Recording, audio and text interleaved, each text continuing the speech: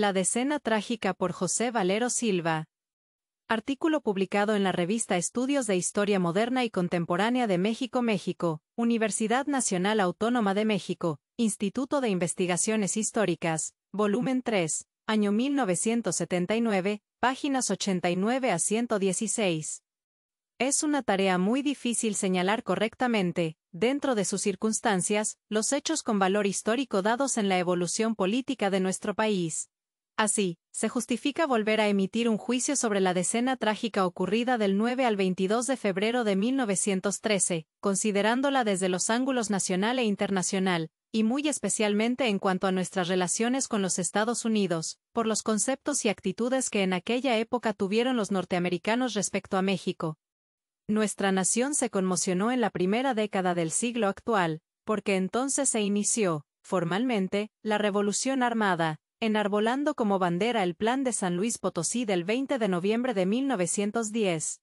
Este movimiento netamente popular, que se caracterizó inicialmente por su valor político, después tuvo trascendencia por sus conquistas de orden social, las que fueron sancionadas en la Constitución Política de los Estados Unidos Mexicanos de 1917, mismas conquistas que se tomaron en cuenta más tarde tanto en la Revolución Rusa de aquel año como en Alemania y en España al tiempo de legislar. Nuestra revolución de 1910 consiguió derrocar de la presidencia de la República al general Porfirio Díaz, quien desde 1876 controlaba el poder público. Pero es justo aclarar que no obstante las limitaciones de Díaz, este presidente tuvo el talento necesario para consolidar el prestigio nacional, tan mellado especialmente después del fracaso del Segundo Imperio. Sin embargo, Porfirio Díaz, que también procuró la prosperidad económica, logró sus metas a costa de sacrificar en perjuicio del pueblo el aprendizaje y el ejercicio de sus derechos cívicos, consagrados y garantizados en aquel tiempo, al menos teóricamente, en la Constitución Federal de 1857, marco de la legalidad de todos sus gobiernos. Durante el siglo pasado, el pueblo mexicano fue creando y afianzando su conciencia de nacionalidad, la cual le permitió tener personalidad y definición política. Por eso, cuando nuestra soberanía estuvo a punto de perderse con motivo de la intervención de Maximiliano de Habsburgo, el presidente Benito Juárez, con acierto, hizo funcionar al servicio de su causa aquella conciencia nacional que con tanto sacrificio se había conseguido. Después del triunfo de la República en el año 1867, Juárez confirmó que las bases de su gobierno serían las ideas progresistas, las democráticas, las republicanas y las liberales. Luego, su sucesor, Sebastián Lerdo de Tejada, con propósitos similares, en la misma línea política, pero con mayor extremismo, elevó al orden constitucional las leyes de reforma que, desde su promulgación, habían establecido con gran fuerza la separación de la Iglesia y el Estado y marcado la trayectoria política de México para el futuro. Cuando nuestro país ya era dueño de su propio destino político, el general Porfirio Díaz asumió la calidad de presidente de México en el año 1876. Pero para ascender al poder, se apoyó en las armas, de acuerdo con su plan de Tuxtepec, prohijado por un movimiento militarista. Los alzados contra el gobierno de Lerdo de Tejada defendieron entonces, como principio, la no reelección, pero al poco tiempo, perdió su actualidad, pues varios amigos del general Díaz que habían luchado por aquel principio volvieron a actuar, pero ahora en sentido inverso hasta dejar aquella conquista sin efecto. De modo que sus partidarios y también los enemigos reconciliados con el presidente le facilitaron a Díaz su perpetuación en el poder.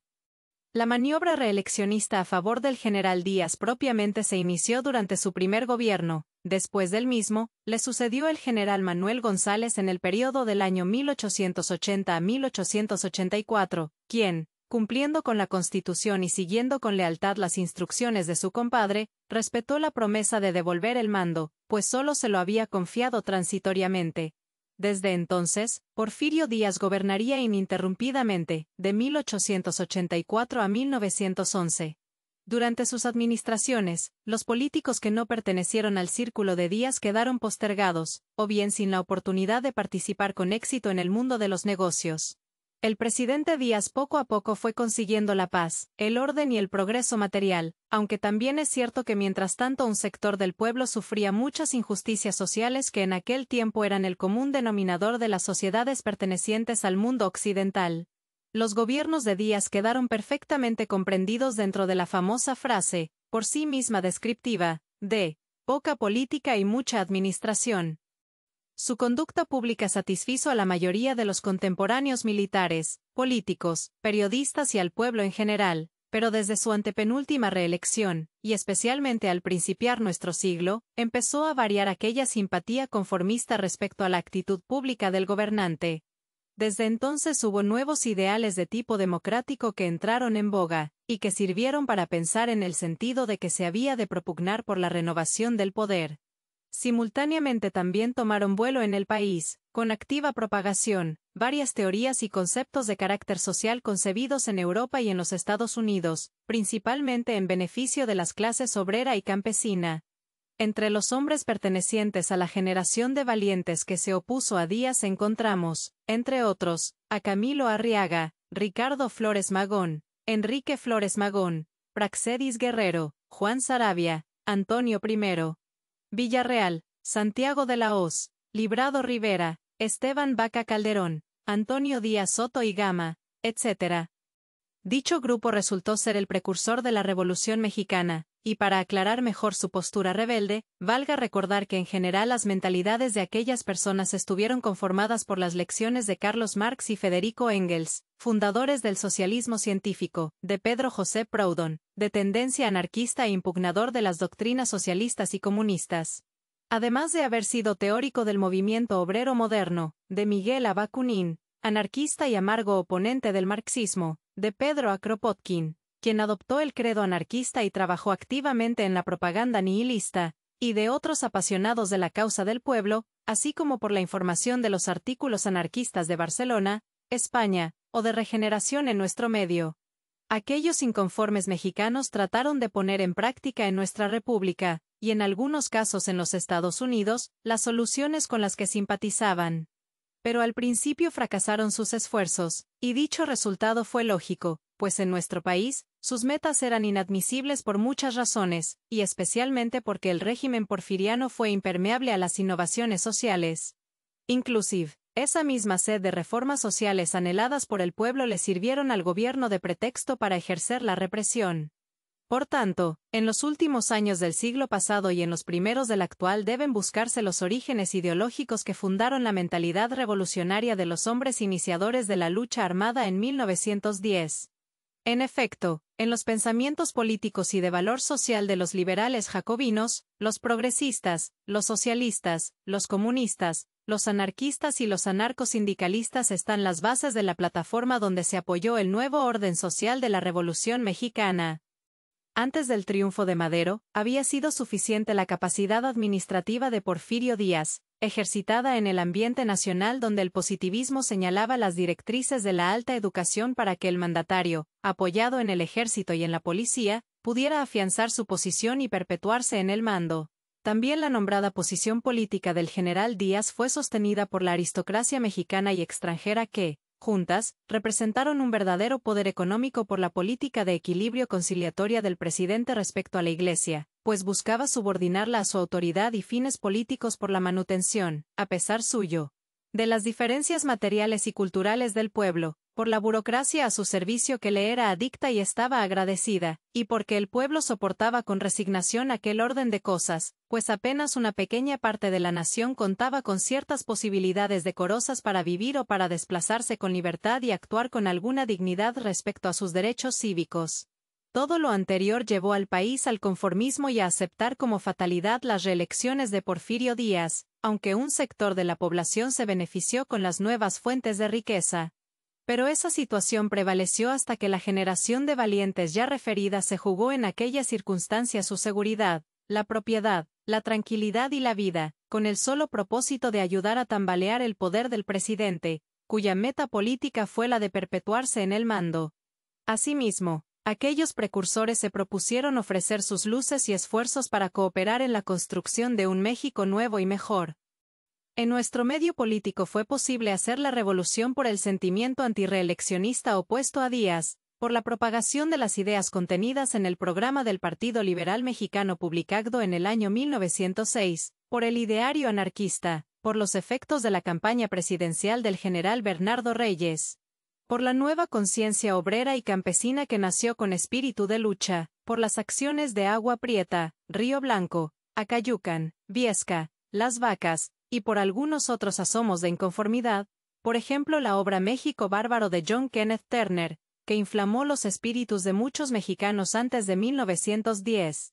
Como se dijo, al principiar nuestro siglo se empezó a desarrollar la ideología que hizo posible la preparación, y en su oportunidad el éxito, de la campaña electoral de Francisco Madero. Es decir, no hubiera bastado para triunfar tan solo su inquebrantable voluntad ni el valor y los argumentos democráticos que puso en juego este líder coahuilense. En realidad fue necesario hacer converger la influencia de todos los antecedentes de nuestra revolución para acabar de un golpe con la preponderancia política del general Porfirio Díaz, así como con los rasgos característicos de su régimen, en el que también resultaron impopulares el vicepresidente Ramón Corral y el grupo científico. El triunfo de las armas revolucionarias, la trascendencia de los tratados de Ciudad Juárez, ya que los representantes de Díaz pactaron la renuncia del presidente y dieron noticias fidedignas de que Ramón Corral haría lo mismo respecto a la vicepresidencia. El destierro del general Díaz el 24 de mayo de 1911, y el reconocimiento internacional de la revolución triunfante hicieron que el pueblo mexicano pensara que la anhelada aurora política al fin era ya una realidad que iba a servir para beneficiar a todos y que condicionaría una vida con más justicia social. Es decir, aquellos hombres sedientos de reformas pensaban en conseguir su elevación moral y material. Por eso, al triunfar Madero en Ciudad Juárez, casi todos los ciudadanos se desplazaron con optimismo, ya que sinceramente creían, aunque sin bases fijas, que sería muy saludable para ellos aquel desconocido porvenir que solo podían imaginarse. De manera que lógicamente casi todos los mexicanos se alegraron de contribuir a matar al viejo régimen porque precisamente este había sido el causante de sus desgracias. Nuestra idea se refuerza si recordamos el triunfo democrático de la campaña política de Francisco Madero durante el gobierno interino de Francisco León de la Barra, pues es famoso que lo condujo limpiamente y en medio de la popularidad a la primera magistratura del país. Sin embargo, también es cierto que desde aquel éxito democrático se vislumbró la escisión de la familia revolucionaria como consecuencia del triunfo del licenciado José María Pino Suárez, en su campaña para la vicepresidencia, sobre el activo y decidido doctor Francisco Vázquez Gómez, quien desde entonces se sustrajo de aquellas filas. Más tarde su hermano, el licenciado Emilio Vázquez Gómez, se rebeló contra el gobierno, como poco después, al aumentar el descontento en la República contra el presidente y su gobierno, también tomaron las armas los generales Pascual Orozco y Emiliano Zapata para combatirlo. Lo mismo hicieron, aunque con metas no revolucionarias, los generales Bernardo Reyes y Félix Díaz. Los acontecimientos hostiles a la administración de Madero, por su carácter o por las deficiencias del gobierno que él encabezaba, dieron lugar a que un grupo de personas interesadas en volver a hacer imperar el mundo porfiriano se dedicaran a reorganizar el viejo régimen, que por lo que entonces se vio en realidad solo estaba aparentemente vencido y superado. Por eso, en aquella época, cayeron al suelo muchas ilusiones de libertad y de prosperidad social, sobre todo al provocarse la caída de Madero, pues la gente perteneciente al viejo régimen, después de calcular sus pasos, logró rehacer lo perdido y volvió a preponderar políticamente. A los porfiristas les fue más fácil su labor, por los resultados prácticos de la administración maderista, que significó en principio el descrédito de la Revolución Mexicana, y hasta se podría decir de modo convencional que la revolución iniciada en 1910 fracasó como revolución, pues apenas si pudo conseguir derrocar entre los más prominentes a Porfirio Díaz, a Ramón Corral y a los científicos. Fue exactamente durante la decena trágica cuando se dieron las circunstancias adecuadas para que la acción contrarrevolucionaria actuara con éxito en perjuicio de los anhelos y de las conquistas, imaginadas o logradas por los precursores y por los iniciadores de la lucha armada.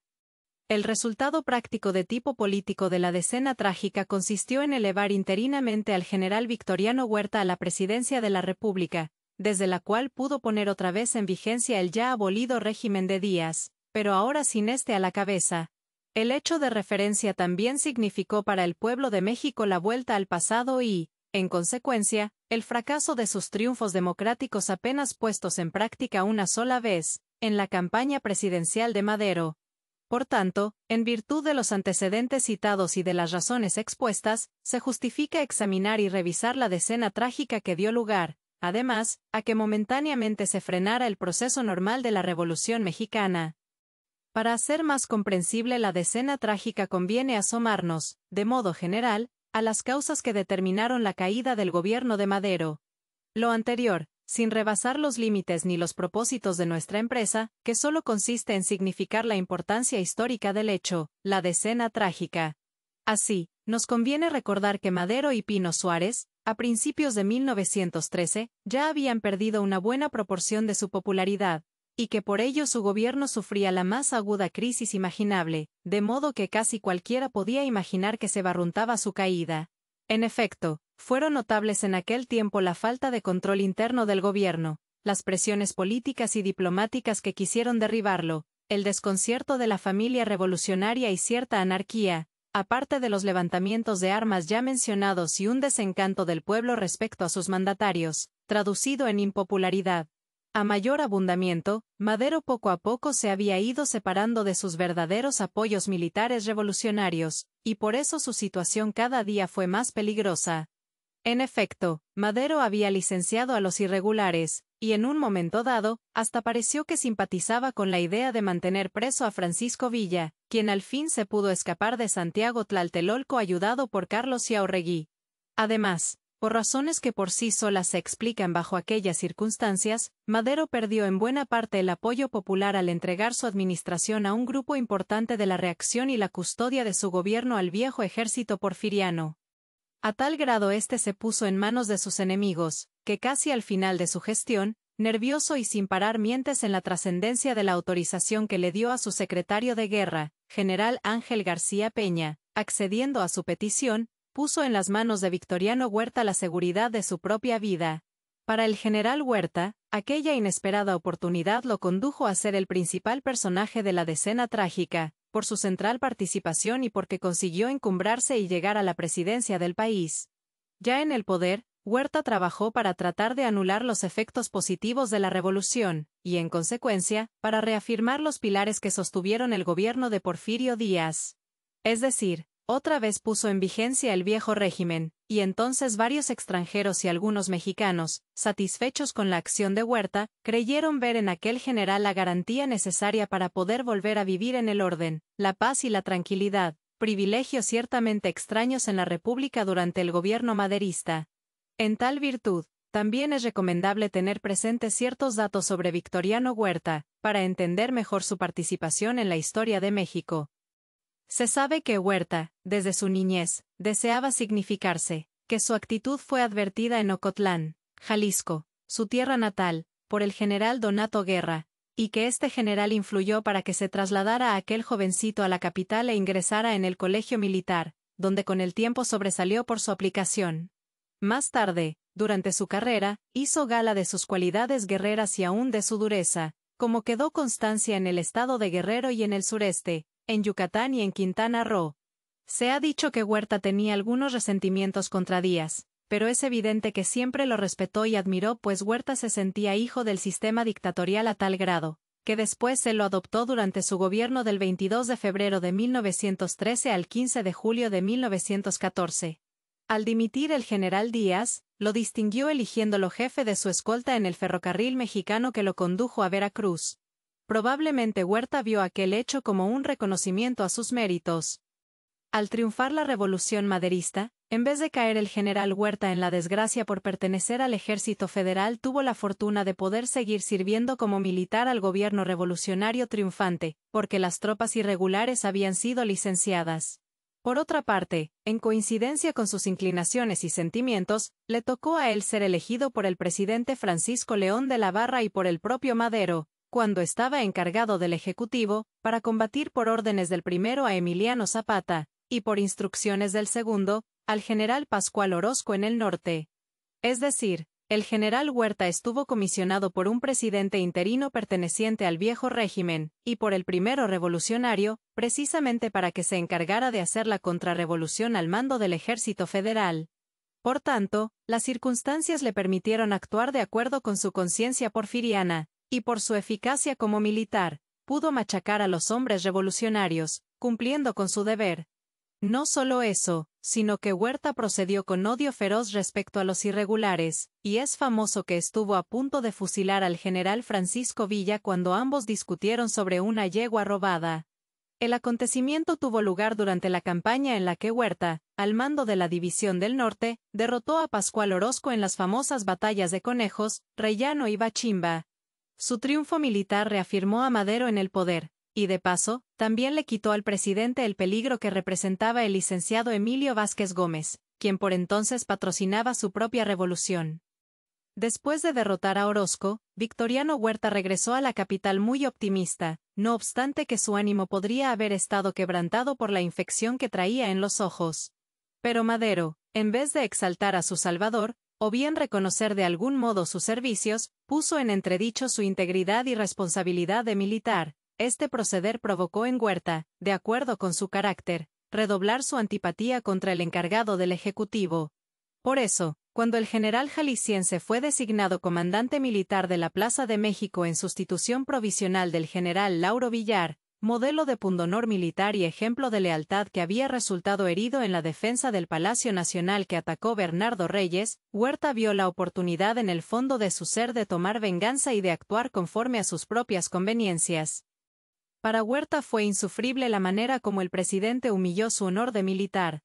Se puede pensar que al principio le guardó algún respeto por no haberlo perjudicado aun cuando él era miembro del Ejército Federal, y quizá también, que perdonó a Madero a pesar de que le quitó la oportunidad de destrozar a Emiliano Zapata, como casi lo consiguió, pero ahora, definitivamente, no cabía en su ánimo resignarse a aceptar a Madero el trato referido. Según las memorias que se le atribuyen a Huerta, los triunfos conseguidos contra Pascual Orozco conscientemente fueron llevados a cabo con la táctica de prolongar la campaña. Mientras más larga es la campaña, es más productiva, y probablemente así procedió, para darse a conocer políticamente de acuerdo con sus planes ya que, según Huerta, pudo ganar desde la acción de Conejos. De acuerdo con las explicaciones dadas, hay que meditar antes de referirnos a Huerta necesariamente con vituperaciones o con fuertes adjetivos, en las razones que fundaron su conducta, para estar en condiciones de conocer los orígenes de su proceder político. El esfuerzo obviamente no debe servir para justificar su actitud, ya que esto no es la tarea de la historia. Es decir, solo nos interesa comprender dicho proceder, porque históricamente hablando aquel fue determinante en la verificación del hecho, la decena trágica. Y, haciendo más claridad en el asunto, subrayando que de ningún modo pretendemos quitarle a Huerta la grave responsabilidad que le resulta ante la patria por el crimen político que cometió contra Madero y Pino Suárez. En realidad, solo nos preocupa buscar una explicación a su conducta, ya que con ella casi consiguió darle nueva estabilización al viejo régimen que, para entonces, la gente que había hecho la revolución ya consideraba superado. Por eso, más tarde el pueblo revolucionario de México tuvo suficientes razones para reaccionar contra Victoriano Huerta. En realidad, hasta que realmente se aplastó al viejo régimen, pudo continuar su programa de reformas sociales. Según se sabe, la posición política de Madero a principios de 1912 estaba en entredicho, y no solo eso, sino que en la Cámara de Senadores eran notables los ataques al presidente. Aún se agravó más la situación, por los problemas del presidente con el cuerpo diplomático acreditado en México. Igualmente, en los campos de batalla se materializaba la impopularidad del representante del Ejecutivo, derramándose torrentes de sangre. Sin considerar aquí, porque rebasaría nuestros límites, la importancia de tipo revolucionario que tuvieron el Plan de Ayala, el Pacto de la Empacadora, o la postura del licenciado Emilio Vázquez Gómez, o bien la importancia que en aquellos momentos les atribuyeron sus partidarios a Bernardo Reyes y a Félix Díaz, la verdad es que a Madero y Pino Suárez les fue materialmente imposible cumplir rápidamente con las promesas que hicieron durante su gira electoral. Pero hay que admitir, en favor de los mandatarios, que el gobierno de la revolución jamás estuvo en condiciones de improvisar una nueva burocracia adicta o un comercio emancipado del anterior régimen, o bien una banca poderosa sin vínculos con la porfiriana ni tampoco un cuerpo de gente preparada en las distintas ramas de la administración pública. Es decir, un personal, en general completo, que permitiera sustituir con eficacia al equipo de Porfirio Díaz. Quizá desde Ciudad Juárez, por las limitaciones señaladas y por la imposibilidad de improvisar aquel equipo ad hoc, fue necesario para los revolucionarios transar su triunfo y admitir la bandera legalista del orden constitucional. A ello se debió que el secretario de Relaciones Exteriores, Francisco León de la Barra, sustituyera a Díaz en forma interina y también por eso, desde el ángulo político, no solamente fue culpa de Madero aceptar la situación de orden público que inevitablemente se le impuso. En verdad la transacción referida quedó hecha por cuenta y riesgo de él y de las demás personas revolucionarias que lo rodeaban, como por ejemplo el doctor Francisco Vázquez Gómez, José María Pino Suárez, Venustiano Carranza, Abraham González, Pascual Orozco, Francisco Villa y otros insospechables por sus miras emancipadoras. Inclusive, Emiliano Zapata, que siempre fue intransigente como revolucionario, también aceptó con resignación los nombrados tratados de Ciudad Juárez. Solo Ricardo Flores Magón y su pequeño grupo, que luchaba contra Díaz en forma independiente de Madero y que apenas tenía bases realistas en que apoyar sus fines, solo con su digna postura anarquista rechazó aquel arreglo. Ahora bien, más tarde, al ser Madero presidente, se dedicó a organizar motu proprio su equipo de trabajo, lo integró con varias personalidades pertenecientes al viejo régimen, y como para entonces ya no opinaron o pudieron participar en las elecciones de sus colaboradores los correligionarios de Ciudad Juárez, solo a él le quedó la total responsabilidad de sus designaciones. Con esa explicación no eximimos a Madero de sus fallas, pero sirve para hacer constar que todos los revolucionarios, con la excepción del grupo nombrado, aceptaron transar el triunfo de la frontera y no perturbar el orden constitucional. De haber querido hubieran procedido al revés, apoyados en el hecho del éxito de sus armas. Pero hay que insistir en que la actitud política de aquellos combatientes habla mucho a su favor, pues quizá recordando los resultados del plan de Tuxtepec no quisieron tener como mancha de origen llegar a la presidencia a través de la fuerza, o como consecuencia de su éxito militar, tal como Díaz lo consiguió contra Lerdo de Tejada. La meta de los revolucionarios, que desde el principio defendieron la bandera de la legalidad, consistió en cumplir esencialmente con los dictados de la Constitución, violada muchas veces por Díaz. De modo que apoyarse en el respeto de la Constitución fue la mejor razón que tuvieron para lanzarse a la lucha. Así se explica por qué, después de la dimisión de Díaz, Madero no tomó el poder directamente sino que se sujetó a que León de la Barra convocara otra vez a elecciones. De manera que el gobierno de Madero provino de un acto democrático y no del triunfo de las armas revolucionarias, sellado de manera legalista, en el Tratado de Ciudad Juárez. Ya como gobernante, Madero no pudo resolver muchos de los problemas que se le presentaron durante su gestión, y las inconformidades juntas, en forma directa o indirecta, hasta se podría decir que casi con independencia del asunto de Victoriano Huerta y la Decena Trágica, contribuyeron fatalmente a su caída. Para desgracia de los hombres que antes habían hecho la revolución, después del derrocamiento del gobierno, ya no les tocó a ellos heredar su propio triunfo, materializado en el Ejecutivo con Madero y Pino Suárez. Fueron las personalidades políticas del régimen porfiriano las que al fin se quedaron con el poder. Como si fuera una ironía, los propios revolucionarios que tomaron las armas contra el gobierno de Madero, porque según ellos él no cumplía con sus promesas políticas, fueron acusados justa o injustamente, de tener nexos con la reacción, por ejemplo con los Creel y los Terrazas. De esta suerte, se dijo que Orozco contaba con dinero de los reaccionarios para hacer su revolución, y efectivamente sí lo recibió de aquellos pero como préstamo forzoso. También se dice que Zapata pidió ayuda y armas a sus correligionarios norteños, vinculándolo de esta manera con aquella acusación. En realidad aquel jefe padecía mucho para sostenerse a pesar de que los surianos no recibían soldada. Ahora bien, al margen de dichas impugnaciones, que aún necesitan estudio y análisis, lo cierto es que ninguno de aquellos dos generales, ni persona alguna apoyada por ellos, se pudo quedar, después de la caída de Madero, con el gobierno revolucionario emanado del Plan de San Luis Potosí. Fueron los hombres pertenecientes al régimen vencido por la revolución quienes calcularon mejor los pasos políticos y arrebataron aquel triunfo que no les pertenecía. Para conseguir su meta, aparte de usar la traición y el asesinato, contaron con un buen apoyo económico y con el ejército federal, que previamente había hecho la contrarrevolución de manera legal y cumpliendo con su deber institucional, al mando de Victoriano Huerta. Por eso, las circunstancias llevaron a Huerta a ser la personalidad más importante de la Decena Trágica. En consecuencia, él fue la figura salvadora del viejo régimen, sin embargo, le fue difícil conseguir sus fines. Hay que recordar que entonces Huerta contaba con dos fuertes adversarios en política, Bernardo Reyes y Félix Díaz, y que aparentemente no tenía elementos prácticos con que superarlos. Ante tal situación, socarronamente y con gran disimulo, Huerta no hizo esfuerzo alguno por mostrar sus ambiciones y dejó que aquellos dos generales resolvieran entre sí sus problemas y se opusieran sus banderas, conforme a sus propias conveniencias para tratar de alcanzar la presidencia de la República. Mientras tanto, Huerta estaba acechando la oportunidad para lanzarse tácticamente hacia la realización de su finalidad y, como resultado lógico, dejar atrás en política a sus dos rivales. Todo lo previó con cálculo y sin hacer sospechables sus miras. Pero la iniciación de la decena trágica inesperadamente le empezó a rendir frutos, aún sin haber él intervenido en los primeros momentos de la misma. En efecto, ajeno a sus planes, estuvo el suicidio, metafóricamente hablando, de Bernardo Reyes, que ocurrió cuando se lanzó en su insensata carga para tomar el Palacio Nacional, y fue repelido con ametralladoras y la fusilería por órdenes del general Lauro Villar. De modo que, al desaparecer Reyes de la escena, solo quedó Félix Díaz frente a Huerta como enemigo político importante. En realidad, Huerta, durante la decena trágica consiguió sujetarlo a sus planes con facilidad pues, como se verá, tuvo en sus manos a Madero y a Pino Suárez, a quienes usó como instrumentos para imponer condiciones. Más tarde, Huerta cometió la infamia de permitir que los mandatarios fueran asesinados, responsabilidad que quiso evadir, sin conseguirlo.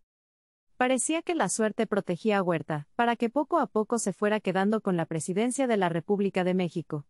En efecto, primero se había encargado de la contrarrevolución contra Zapata y Orozco, después, Bernardo Reyes, su contrincante más fuerte, que quizá en una campaña cívica lo habría derrotado, murió ante el Palacio Nacional, dejándole franco el camino político.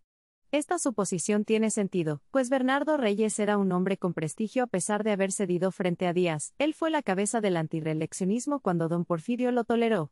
A los partidarios de Reyes se debió la creación del ambiente propicio para que más tarde prosperara la acción de los hombres que, como Madero, hicieron la revolución. También Reyes tenía simpatía, porque él fue el oponente más importante que tuvo José Eus Limantur, cabeza del grupo científico y quien igualmente aspiraba a la presidencia. Lo anterior, independientemente de que en el último momento estos dos prominentes hombres del porfirismo trabajaran juntos para conseguir el poder, cuando ya el ánimo de Díaz se había doblegado ante los triunfos de las armas revolucionarias. Por su parte, Félix Díaz, que entre sus méritos contaba ser el sobrino de su tío, no había sido notable en política, pues el cargo más importante que tuvo durante la administración porfiriana fue el de inspector general de policía. Sin embargo, por la oportunidad de su cuartelazo en Veracruz contra Madero, se enriqueció políticamente su figura con muchos simpatizantes. Después, durante los días a que ahora nos referimos, una buena parte de la sociedad mexicana, inconforme con los resultados de la revolución, casi por inercia, se hizo su partidaria. Entre aquel grupo de Díaz hubo algunos antiguos reyistas que se habían decepcionado de su candidato por haber aceptado, en el momento crucial de su campaña política, la comisión forzosa que Porfirio Díaz le encargó en Europa. O bien, porque ya muerto Reyes, sus partidarios estaban dispuestos a adherirse a quien representara intereses similares a los de su candidato. Parece ser que desde que Madero le encargó a Huerta la comandancia de la plaza, este se sintió seguro de su posición política, precisamente, por tener a Madero bajo su control, o sea al talón de Aquiles de aquella situación. De modo que Huerta, por estar plenamente decidido a llegar a la presidencia al precio que fuera, optó por entrar en pláticas con Félix Díaz, quien sin otro remedio se decidió por aceptar las promesas de Huerta, dadas en el sentido de que éste asumiría el poder interinamente y que luego se lo entregaría a Díaz, cuando celebrara nuevas elecciones, como en efecto las verificó, pero después de haber mandado a su contrincante político al Japón. Con estos antecedentes y con las ambiciones políticas de los generales nombrados puestas en juego para conseguir la presidencia de la República, el 9 de febrero de 1913, breve periodo considerado nefasto en la historia de nuestra nación, se inició en la Ciudad de México, Distrito Federal, la decena trágica. El Imparcial, El País, El Diario del Hogar y los demás diarios de la capital a partir de aquel día tuvieron un magnífico material periodístico que se refería a los acontecimientos de aquel movimiento. La acción rebelde había principiado en Tacubaya, en forma muy secreta, en las primeras horas de la mañana de aquel día 9. Entonces, el segundo y el quinto regimiento de artillería y el primero de caballería, instigados por el general Gregorio Ruiz, interesado en el éxito político del general Reyes, y por el general Manuel Mondragón, quien asumió la jefatura de los partidarios de Félix Díaz para ponerlo al frente de la nación, sublevaron al ejército contra el ejecutivo. Aquellos dirigentes con mucha diligencia instruyeron a sus seguidores para consumar el golpe militar. Bien distribuidos, se dirigieron a la escuela de aspirantes, luego a la prisión de Santiago Tlatelolco para poner en libertad a Bernardo Reyes, y después casi todos, juntos, se fueron a la penitenciaría para libertar a Félix Díaz. Los aspirantes, por su parte, consiguieron tomar el Palacio Nacional. Hay que traer a la memoria que el licenciado Vázquez Gómez quiso ser la cabeza de aquella revuelta, pero los generales alzados no pudieron llegar a ningún acuerdo con él. Reyes, después de su frustrada pequeña campaña militar contra el gobierno de Madero, se había rendido en Linares, Nuevo León, y por eso estaba preso. Y Félix Díaz purgaba una condena por su sublevación en Veracruz, ya que Madero lo había indultado de la pena capital. En aquellos días, el grupo maderista, La Reacción, los revolucionarios del norte y del estado de Morelos, algunos miembros del equipo de Madero, la opinión de varios diplomáticos acreditados en nuestro país, y una parte del pueblo estaban de acuerdo, con distintas metas, en que el presidente y el vicepresidente de México debían dimitir. Cada uno tenía sus razones, muchos maderistas estaban decepcionados de su líder, La Reacción tenía gran interés en que volvieran las cosas al estado que guardaban antes de la revolución, algunos revolucionarios se sentían traicionados y consideraban pisoteado el plan de San Luis Potosí, ciertos miembros del equipo maderista no se avenían a aceptar el desastre administrativo de los mandatarios, o bien, deseaban encumbrarse a cualquier precio. Algunos representantes del cuerpo diplomático, con celo de sumisión o argumentando la protección de sus súbditos, o por ambiciones personales, se inmiscuyeron en los asuntos internos de México, rebasando de plano sus atribuciones. De modo que todos, conjuntando su interés y actuando cada quien en la proporción adecuada que les convenía, provocaron la caída del presidente y del vicepresidente. Aquel éxito consistente en derrocar a los mandatarios, para entonces con poca popularidad, también trajo como consecuencia que el pueblo mexicano volviera, en cierto modo, al pasado porfiriano. A pesar de los acontecimientos, daba la impresión de que Francisco Madero no se percataba de lo que estaba pasando. Sin embargo, Pino Suárez, por su parte, ya actuaba con cierta desconfianza. Don Gustavo, el hermano del presidente, era el único que veía con cierta claridad los peligros que acechaban al gobierno constituido. Pero sus advertencias resultaron relativas, dudosas o interesadas, ya que los políticos le atribuían ambiciones para llegar a la presidencia. De haber sido esto cierto, la perspectiva resultaba terrible tanto para los reaccionarios como para los revolucionarios. Los últimos hasta llegaron a pensar que la dictadura de Díaz iba a ser sustituida por una dictadura familiar.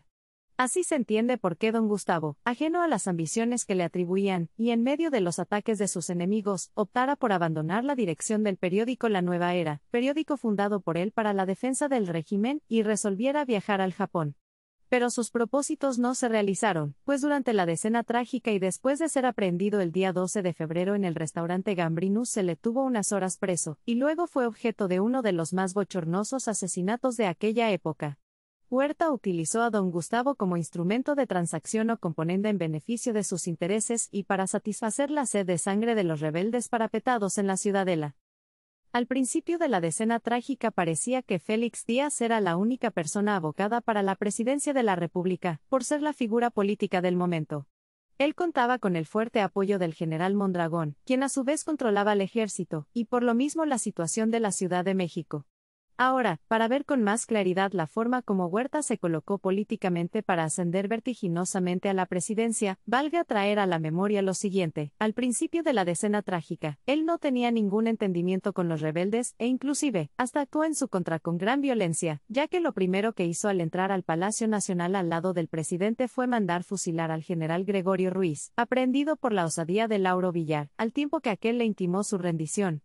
Es decir, fue notable al principiar la decena trágica que los intereses de Huerta y los de los alzados eran opuestos. Aún más, los rebeldes tampoco contaron entre sus planes con que Huerta se les atravesara en el camino. En realidad, la presencia de Huerta en aquella revuelta fue circunstancial y solo iba a ser temporal, en sustitución de Villar, mientras éste se curaba de las heridas recibidas al defender el Palacio Nacional. Por eso fue que, en breve tiempo, Huerta estuvo en la posibilidad de imponer sus condiciones y quedarse con el mando del país. Tampoco se pudo imaginar este general que Henry Lane Wilson fuera a apoyarlo en sus planes, pues en principio, el embajador de los Estados Unidos solo tenía tratos con Félix Díaz. Huerta fue nombrado comandante de la plaza por el secretario de Guerra, general Ángel García Peña.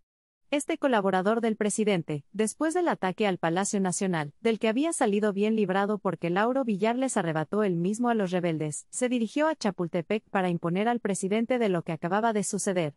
Entonces, la reacción de Madero, como siempre, fue valiente. Antes de partir exhortó a los cadetes del Colegio Militar para que defendieran la legalidad contra un motín militar, y se dirigió al Palacio Nacional escoltado por aquellos jóvenes. En el recorrido, al pasar frente al Café Colón, se le incorporó Huerta. Pero Madero tuvo necesidad más adelante de refugiarse en la fotografía Daguerre, pues le dispararon desde la calle 5 de Mayo. Al salir de aquel lugar, según nos cuenta Prida, el general García Peña le dijo a Madero: con permiso de usted voy a nombrar comandante militar de la Plaza Victoriano Huerta, pero el presidente, mostrando enojo por aquella sugerencia, solo le permitió ponerlo al frente de su columna. Sin embargo, al llegar al Palacio Nacional, García Peña volvió a insistir en su recomendación, alegando que Huerta era el primer general que se le había unido, y el propio Huerta, aprovechando los instantes de aquella situación, lanzó este grito: «Pueblo mexicano, ¡viva el presidente de la República!». Entonces, el señor Madero, con aire de disgusto, contestó al general García Peña: «Está bien, nómbrelo usted».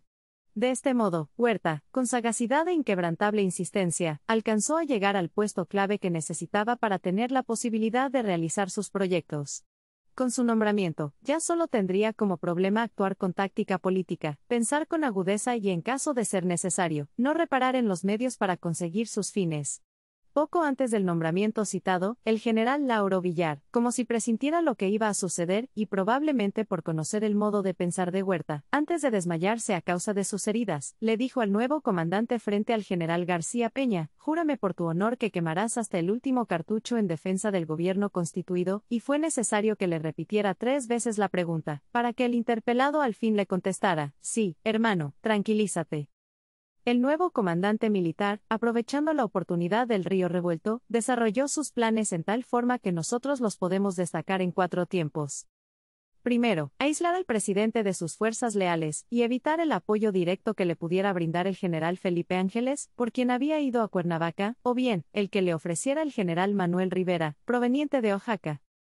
Segundo, rodearse de gente de confianza y decidida, que además odiara el régimen revolucionario, como por ejemplo el general Aureliano Blanqué, Enrique Cepeda, el teniente coronel Jiménez Riverol, el mayor Izquierdo, los oficiales Luis Fuente y Revilla y los tenientes de rurales Francisco Cárdenas y Rafael Pimienta, etc. Tercero, actuar primero con rudeza contra los hombres de la Ciudadela, para eliminarlos de ser posible, o bien, para demostrarles su poderío, dejando entrever al mismo tiempo disposición para llegar a un arreglo bajo sus condiciones. Cuarto, tratar de convertirse, de ser posible, en un instrumento al servicio de la legalidad, y de este modo ejecutar, por ejemplo, las órdenes de los senadores, de los ministros o de quien tuviera autoridad, para derribar a Madero y Pino Suárez. De fallar este proyecto, como sucedió, entonces se asociaría con los hombres de la Ciudadela, como lo consiguió, para preparar con ellos el golpe militar e inclusive, la trágica muerte de los mandatarios, y luego tratar de mostrarse ajeno a los hechos. Por eso, aparentemente solo estuvieron inmiscuidos en aquel crimen, principalmente, Félix Díaz, Manuel Mondragón y Aureliano Blanqué. Los planes de Huerta se fueron desarrollando en el orden previsto. En efecto, al principio aisló al presidente de la escolta del colegio militar y de las fuerzas leales que combatieron bajo las órdenes de Lauro Villar, y con engaños, aprehendió a Felipe Ángeles, a quien confinó con Madero y Pino Suárez, y detuvo al general Manuel Rivera. A continuación, Huerta se rodeó de las gentes comprometidas con él y capaces de cumplir cualquiera de sus decisiones. Y antes de dar su golpe militar, con arreglo a sus planes, intentó actuar por mandato de los senadores o de cualquier persona con representación pública suficiente, que le pudiera dar la orden de derrocar al gobierno. En realidad, pretendía evitar la responsabilidad directa que le pudiera resultar, por su interesada intervención en este suceso. Por eso trató su negocio con don Pedro Lascurain, secretario de Relaciones Exteriores, que desde aquel momento, por proteger las vidas de Madero y Pino Suárez, se dedicó a trabajar las renuncias de los mandatarios. Luego, el día 14, Huerta convocó a los senadores, que se reunieron a la mañana siguiente, para considerar con ellos la situación nacional. Algunos de aquellos representantes, así como varios diputados, simpatizaban con la idea de que Madero y Pino Suárez renunciaran, pero por conducto de Ernesto Madero y Manuel Bonilla, el presidente les dijo que no obsequiaría sus deseos. Como los representantes del pueblo insistieron en su postura, alegando querer evitar la intervención armada de los Estados Unidos, con la que amagaba el embajador Henry Lane Wilson hasta que oficialmente fue desmentido por el presidente Taft, el general García Peña les consiguió la entrevista, y Madero les reiteró que solo muerto dejaría el poder. Al ver Huerta que no conseguía con rapidez la realización de sus planes, empezó a darle facilidades a Félix Díaz y a sus partidarios, para que este jefe se animara a tratar con él. Huerta le dejó saber que estaba de acuerdo en derrocar a los mandatarios y también en que se nombrara a un presidente interino para que convocara elecciones. Díaz estuvo de acuerdo con la propuesta y solo exigió como requisitos la separación inmediata del presidente y que ninguno de sus ministros pudiera figurar para cubrir aquel interinato. Al mismo tiempo, como Huerta jamás desistió de su primer proyecto, pues acariciaba la posibilidad de que los senadores destruyeran a Madero, volvió a citar a los mismos para el día 17. Entonces, casi todos concurrieron con el comandante militar, pues pensaban que les tendría algún recado del presidente, pero experimentaron una gran sorpresa cuando Huerta solo les dijo que se ponía a su disposición y que obedecería cualquier orden, que él esperaba en el sentido de que derribara a Madero y a Pino Suárez. Pero como los senadores no cayeron en la trampa y no le pidieron nada, entonces Huerta, el día 19, decidió dar su gran golpe y concluir con brutalidad todos sus problemas. Fue por eso que Huerta formalizó sus tratos con los rebeldes y junto con Félix Díaz firmó el pacto de la Embajada de Estados Unidos. En aquella formalidad convinieron dar el cuartelazo, aprehender a los mandatarios y que Huerta quedara como presidente interino. En toda esta trama, Huerta había procedido como un gran simulador, al grado de que ni por la perspicacia de don Gustavo Amadero, que era tan agudo para advertir los peligros, se pudo siquiera captar que los fines del comandante militar se orientaban contra el gobierno de su hermano. En realidad, Huerta pudo pactar con los rebeldes, porque desde el principio de la decena trágica estuvo cosechando relaciones con todas las gentes de importancia política. Así actuó, para escoger en un momento dado, el camino que más le conviniera.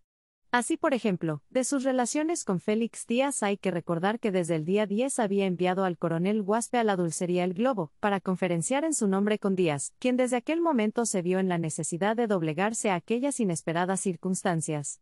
Luego, al día siguiente, el propio Huerta conferenció con Félix Díaz en la casa del ingeniero Enrique Cepeda, y se sabe que, desde entonces, se pusieron de acuerdo ambos militares en derribar al gobierno y aprehender a los mandatarios.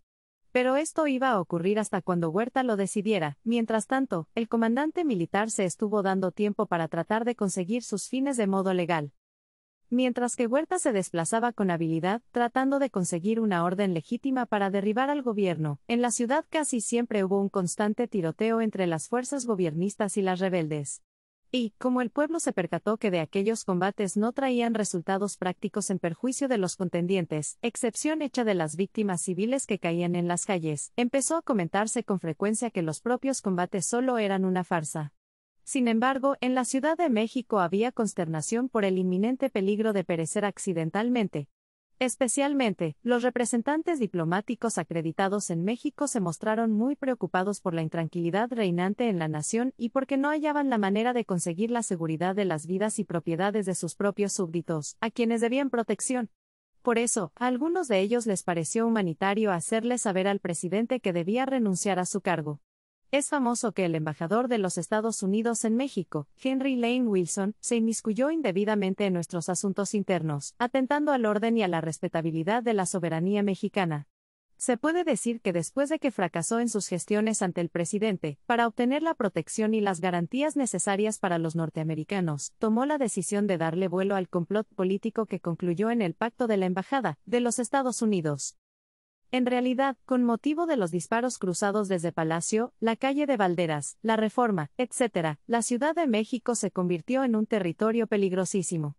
Precisamente, con base en esta situación, Henry Lane Wilson y los demás diplomáticos exageraron su actitud protectora, con las honrosas excepciones del embajador de Cuba Manuel Márquez Sterling, quien inclusive se jugó la vida para tratar de salvar a los mandatarios, y el del Japón, Origouchi. Al inmiscuirse Wilson en nuestros asuntos, procedió conforme a sus convicciones y modo de ser respecto a Madero, con actitud vengativa, y probablemente influido por la opinión media de los norteamericanos de aquella época en relación con los mexicanos. En efecto, Wilson, que era metódico y ordenado, consideraba a Madero un inepto e incapaz de gobernar al país. Además, lo detestaba porque antes de que Madero entrara a la política nacional, este se opuso a los big business que representaba a Wilson en nuestro país. Asimismo, conforme a los principios de Wilson, también le era insoportable la figura política de Madero porque por su culpa durante la decena trágica prevalecía la inseguridad en vez de la paz, de modo que se ponían en peligro las vidas y los derechos de los conciudadanos norteamericanos por los que él era responsable ante Washington. Wilson, que había venido a México cuando gobernaba don Porfirio Díaz, por su actitud en aquellos días, se convirtió en el receptor de casi todas las culpas y de los males habidos en México. Inclusive hasta se le responsabilizó directamente de la muerte de Madero y de Pino Suárez. Sin embargo, según su correspondencia y por las noticias de la prensa nacional contemporánea, se deduce que la principal responsabilidad de Wilson consistió, en cuanto a las muertes referidas, en ser indiferente ante la suerte tan clara que les deparaba a los mandatarios estando en las manos de Huerta. Quizá Wilson había creído en una nota de Huerta, en la que prometió que respetaría las vidas de los gobernantes de México. Pero es difícil pensar que Wilson hubiera querido ayudar a los prisioneros en peligro, pues ni los respetaba y los despreciaba.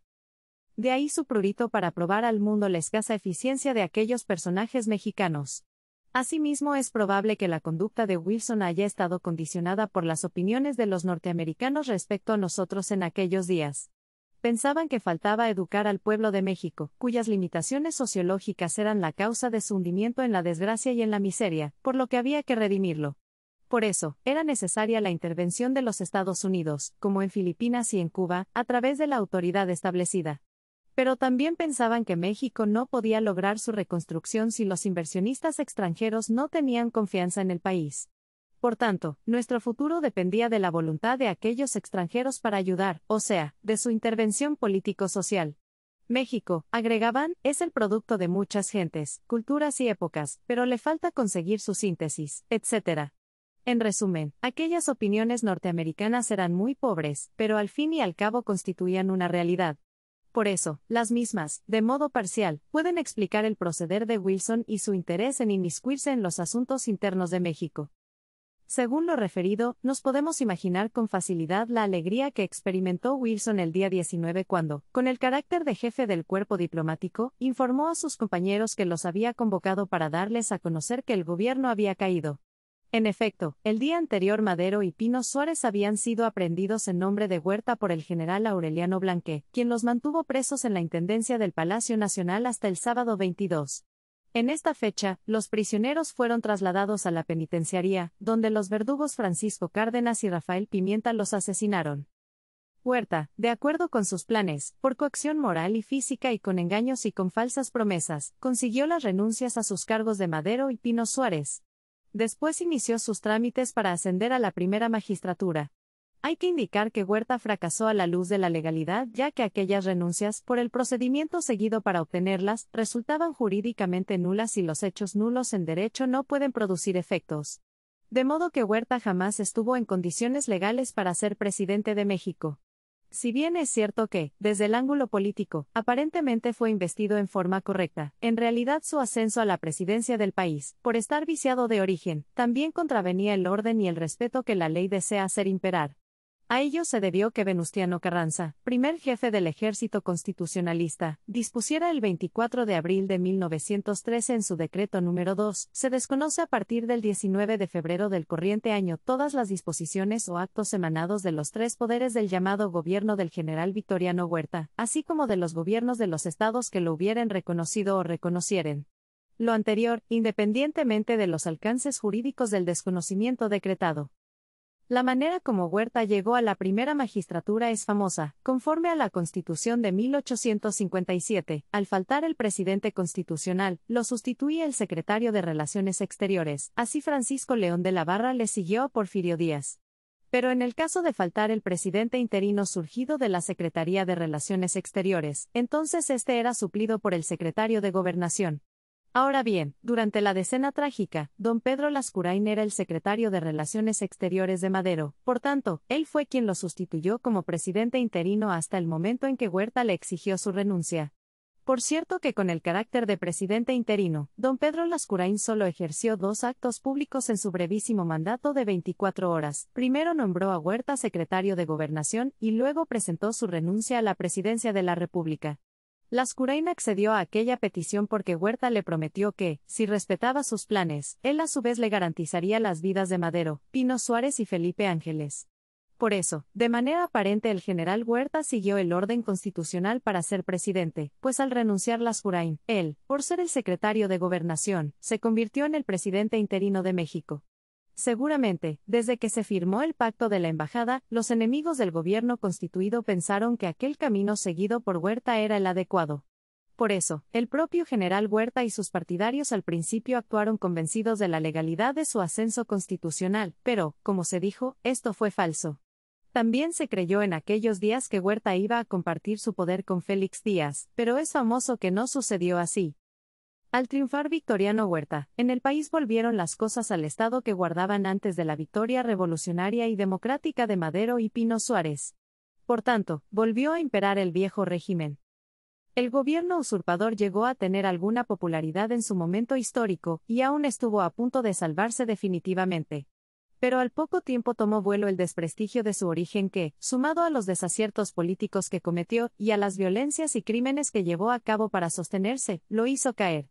Específicamente resultó determinante en su fracaso la negativa de los Estados Unidos para reconocerlo, ya que Woodrow Wilson, quien sustituyó a Taft, no aprobó sus medios de elevación ni tampoco oyó las recomendaciones de Henry Lane Wilson para favorecerlo.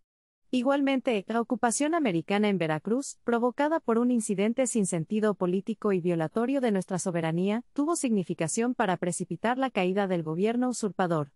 Huerta, torpemente, en vez de haber aprovechado el furor patrio provocado por la nombrada ocupación de aquel puerto del Golfo, cometió un error muy grande al desviar el sentimiento nacional. En efecto, en vez de enviar a luchar a los mexicanos alistados contra las fuerzas norteamericanas a Veracruz, los envió al norte para tratar de repeler a Francisco Villa, quien venía al mando de la División del Norte por el centro del país, a Álvaro Obregón, quien avanzaba por el noroeste al mando de sus fuerzas y de muchos yaquis, y a Pablo González, quien atacó por el noreste de México. El zapatismo también influyó en el descrédito y la caída de Huerta. Pero fue la Gran Revolución Norteña, iniciada con el Plan de Guadalupe, la que con el tiempo volvió a hacer imperar el régimen revolucionario y derrocó a aquel gobierno usurpador. Durante la presidencia de Victoriano Huerta, muchas personas consideraron que su gobierno garantizaba con plenitud la tranquilidad, la seguridad y la paz perdidas en 1910. Inclusive, en un momento dado, el ritmo de la vida nacional se pareció al que se llevaba durante el gobierno de Porfirio Díaz.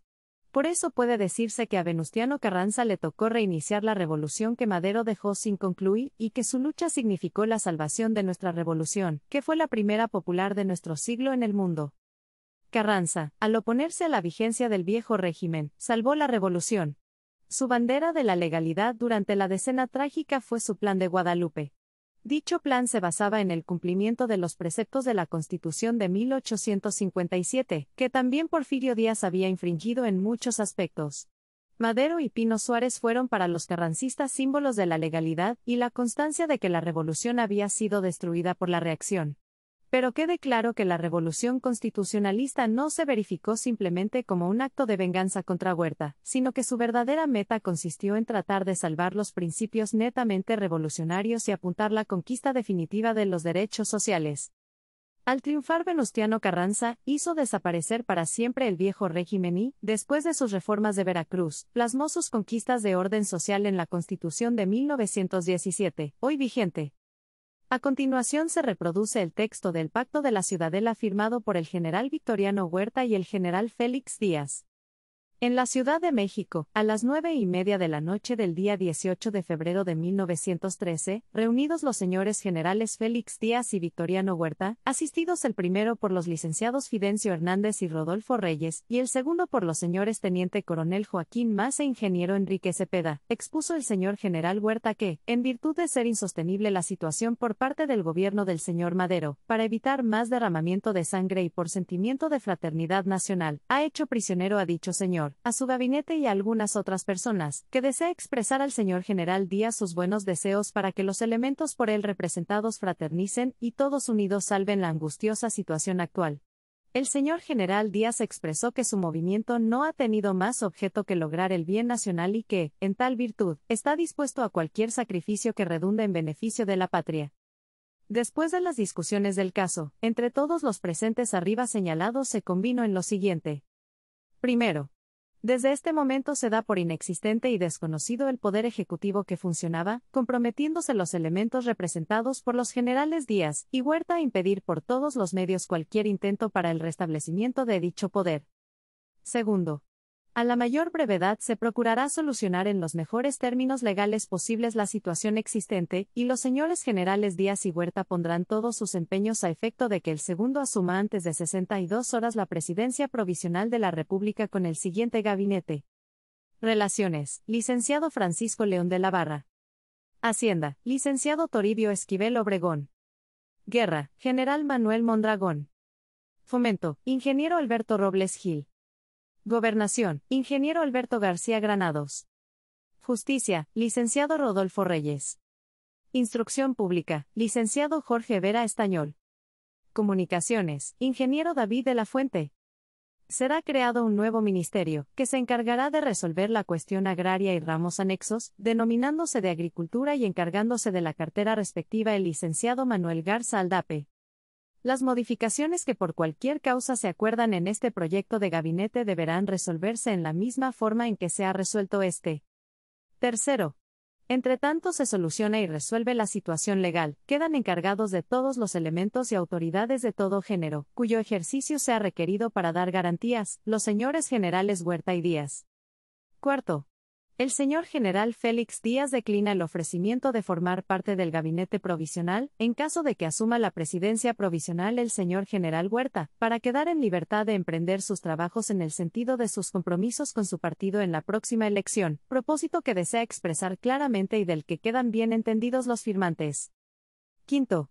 Inmediatamente se hará la notificación oficial a los representantes extranjeros, limitándola a expresarles que ha cesado el Poder Ejecutivo, que se provea su sustitución legal, que, entre tanto, queden con toda la autoridad del mismo los señores generales Díaz y Huerta y que se otorgarán todas las garantías procedentes a sus respectivos nacionales. Sexto. Desde luego, se invitará a todos los revolucionarios a cesar en sus movimientos hostiles, procurando los arreglos respectivos.